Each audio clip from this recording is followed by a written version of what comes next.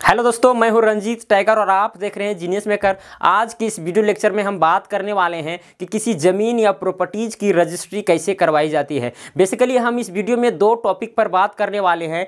पहला कि किसी भी ज़मीन या प्रॉपर्टीज़ की रजिस्ट्री करवाने का फुल प्रोसेस तथा रजिस्ट्री करवाना क्यों ज़रूरी होता है, ये दोनों टॉपिक पर हम मुख्य रूप से इस वीडियो में बात करने वाले हैं। तो बने रहिए इस वीडियो में। और हाँ, आपको इस वीडियो को जरूर देखना चाहिए क्योंकि यह ज़मीन के खरीद बिक्री से संबंधित है। आपके जीवन में यह समस्या कभी न कभी आएगी ज़रूर, इसीलिए इस वीडियो को आप अंत तक देखिए। तो चलिए बिना टाइम वेस्ट किए हम इस वीडियो को शुरू करते हैं।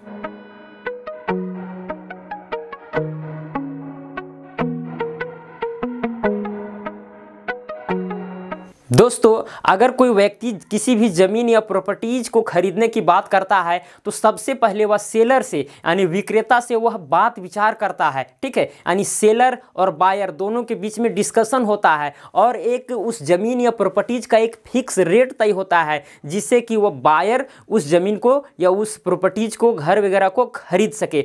जब तय हो जाता है तो उस समय एक एग्रीमेंट तैयार किया जाता है और वहाँ पर कुछ एडवांस किया जाता है। ठीक है, जितना में ज़मीन का रेट तय हुआ है उस रेट का लगभग 10% वहाँ पर एडवांस किया जाता है। वही एडवांस मान्य होता है लीगली। ठीक है, जैसे कि मान के चलिए आपने 10 लाख में कोई प्रॉपर्टीज को खरीदने की बात तय की है तो वहाँ पर आपको कम से कम 1 लाख रुपया एडवांस करना होगा। एडवांस कराते वक्त आपको एग्रीमेंट करना होता है। एग्रीमेंट में जो ज़मीन बेच रहा है यानी कि सेलर और जो ज़मीन खरीद रहा है यानी कि बायर, सेलर और बायर दोनों का फुल डिटेल्स होता है। जो ज़मीन आप खरीद रहे हैं उसका भी सारा डिटेल होता है।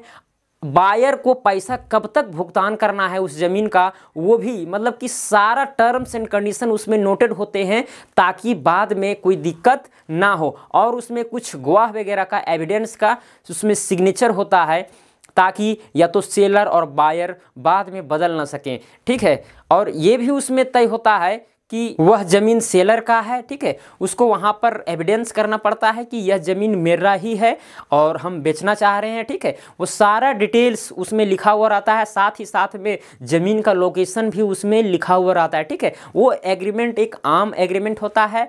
फिर क्या होता है, उसमें कुछ नोटरी वगैरह भी चिपका सकते हैं आप। ठीक है, जब एग्रीमेंट हो जाता है उसके बाद में जो बायर है, खरीदने वाला व्यक्ति है, जो पेमेंट बचा हुआ है, ठीक है, जैसे 10 लाख का वहाँ पर बात हुआ था उस प्रॉपर्टीज या ज़मीन को 10 लाख में खरीदना है तो वहाँ पर 1 लाख भुगतान कर दिया था, तो जो 9 लाख बच जाता है तो लगभग 2 या 3 महीना का मोहलत मिलता है उसको देने के लिए। तो 2 या 3 महीना के अंदर अगर वो दे देता है तो फिर क्या होता है, दोनों मिल करके, सेलर और बायर दोनों मिल करके उस ज़मीन का रजिस्ट्री करवाने के लिए जाते हैं। ठीक है, यानी जो ज़मीन खरीद रहा है उसके नाम से रजिस्ट्री करवाना पड़ता है, तभी वह लीगली वैलिड होता है। तो इसके लिए वे लोग जाते हैं सब रजिस्ट्रार ऑफिस में जा करके वहाँ पर कोई वकील या कोई नोटरी विक्रेता से बात करते हैं। वे कुछ चार्जेस लेते हैं और वहाँ पर एक सेल डीड तैयार करता है।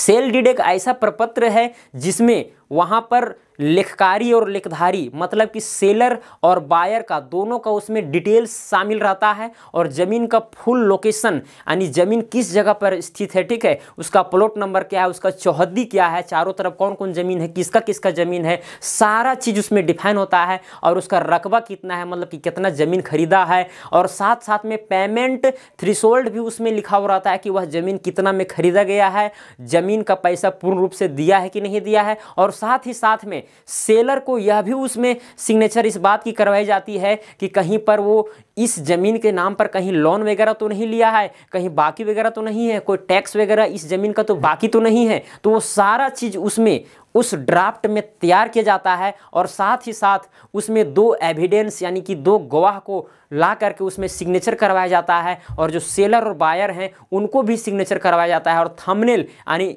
उसमें अंगूठा भी लगवाना पड़ता है। तो उस तरह से एक ड्राफ्ट तैयार हो जाता है जिसको हम लोग सेल डीड कहते हैं। इस प्रकार सेल डीड तैयार हो जाता है। मैं फिर से रिपीट कर देता हूं कि उस सेल डीड में क्या क्या दर्ज होता है। उसमें दोनों पार्टियों का डिटेल्स शामिल होता है, फिर उसमें जो ज़मीन आप खरीद रहे हैं, जो प्रॉपर्टीज जो खरीद रहे हैं उसका सारा डिटेल, उसका लोकेशन होता है, आप कितना में खरीद रहे हैं ये भी रहता है, आप उसका रकबा कितना है, उस ज़मीन का रकबा कितना है, ठीक है, उसमें सारा चीज़ उसमें दर्ज होता है, किसमें, सेल डीड में, ठीक है। और आप पैसा दिए हैं कि नहीं ये भी दर्ज रहता है, दोनों पार्टियों का हस्ताक्षर होता है, फिर 2 या 3 गवाह जितना भी संभव हो सके सबका हस्ताक्षर रहता है। अब वो सेल डीड तभी वैलिड होगा, कानूनन तौर पर तभी वैध होगा जब आप उसका रजिस्टर करवाएंगे। रजिस्टर करवाने के लिए आपको जाना पड़ता है सब रजिस्ट्रार ऑफिस, ठीक है, वहाँ पर आपको रजिस्टर करवाना पड़ता है सेल डीड का, ठीक है। तो वहाँ पर स्टाम्प ड्यूटी आपको पे करना होता है।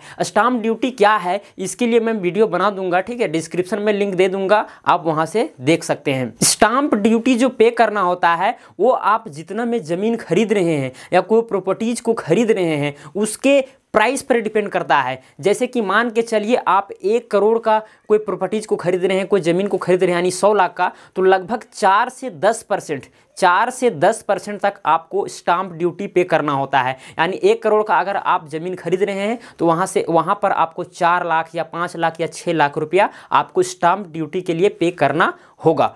अगर आप स्टाम्प ड्यूटी के लिए आप पे कर देते हैं फिर आपको रजिस्ट्रेशन फ़ी भी पे करना होता है। रजिस्ट्रेशन फ़ी लगभग 1% आपको, जितना में आप ज़मीन खरीद रहे हैं उसमें से आपको 1% भुगतान करना होता है। जैसे कि मान के चलिए 1 करोड़ का अगर आप ज़मीन खरीद रहे हैं तो वहाँ पर 1 करोड़ यानी कि 100 लाख, तो 100 लाख में 1 लाख आपको रजिस्ट्रेशन फ़ी जमा करना होगा। यह लगभग सभी जगह सेम होता है, लेकिन जो स्टाम्प ड्यूटी का जो रेट होता है वह रेट सरकारी प्राइस पर निकलता है। जैसे कि मान के चलिए कोई ज़मीन है या कोई प्रॉपर्टीज है उसका सरकारी रेट क्या है उसके आधार पर आपको स्टाम्प ड्यूटी पे करना होता है, यानी उसके 4 से 10%, ठीक है। जैसे कि आप ज़मीन 100 लाख में खरीदे, 1 करोड़ में खरीदे, हो सकता है उसका सरकारी रेट उस ज़मीन का 90 लाख हो, लेकिन ये भी हो सकता है कि 1 करोड़ 10 लाख हो, ज़्यादा भी हो सकता है, कम भी हो सकता है। तो उसी के आधार पर आपके यहाँ स्टाम्प ड्यूटी लिया जाता है। तो इस तरह से वहाँ पर स्टाम्प ड्यूटी का जो पैसा है वो लेता है और रजिस्ट्रेशन फ़ी का पैसा है वो लेता है। दोनों ले करके आपका रजिस्ट्रेशन का जो प्रोसेस है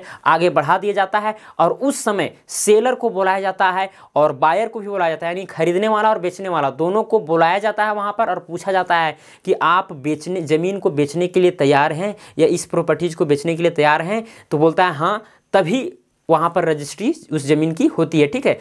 कोई आपत्ति तो नहीं है, वहाँ से पूछा जाता है कि कोई इस ज़मीन में आपत्ति तो नहीं है बेचने में, तो बोलता है नहीं कोई आपत्ति नहीं है, हम ठीक ठाक से बोल रहे हैं, ठीक है। तो ऐसी स्थिति में क्या होता है कि वहाँ पर उस ज़मीन का रजिस्ट्री हो जाता है और जो गवाह रहते हैं वहाँ गवाह से भी पूछा जाता है कि आप इनके गवाह हैं, ये दोनों ज़मीन लेन देन कर रहे हैं उसका आप गवाह हैं, ठीक है। इतना बात हो जाने के बाद आपका जो रजिस्ट्रेशन का जो प्रोसेस है, रजिस्ट्री का जो प्रोसेस है आगे बढ़ जाता है और पूर्णतः अंततः, ठीक है, उस ज़मीन का रजिस्ट्री हो जाता है, केवाला हो जाता है। आप स्क्रीन पर देख सकते हैं इसी तरह से केवाला या रजिस्ट्री होता है, जो यह एक मुख्य डॉक्यूमेंट है और ये डॉक्यूमेंट आपके ओनरशिप को बताता है कि आप ज़मीन को खरीदे हैं, ठीक है। ये सरकार के खाता बही में चढ़ जाता है कि आपने ज़मीन को परचेस किया है फलाने व्यक्ति से, ठीक है। सारा चीज़ वहाँ पर नोट हो जाता है। इसी तरह का रहता है केवाला, जिसको हम लोग कहते हैं, केवाला कहते हैं या रजिस्ट्रेशन स्लिप कहते हैं, ठीक है।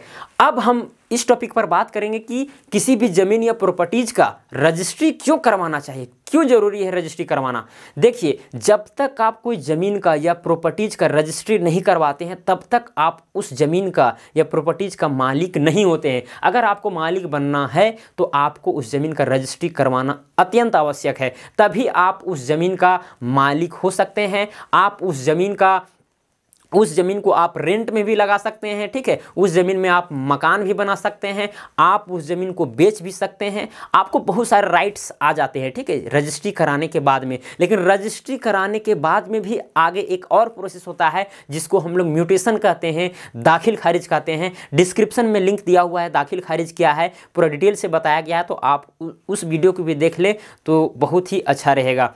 तो ज़मीन या प्रॉपर्टीज़ का रजिस्ट्री करवाने के बाद आपको बहुत सारे जो आप ज़मीन को खरीदे हैं उसके लिए आपको राइट्स बन जाता है, तो आपको रजिस्ट्री ज़मीन का ज़रूर करवाना चाहिए।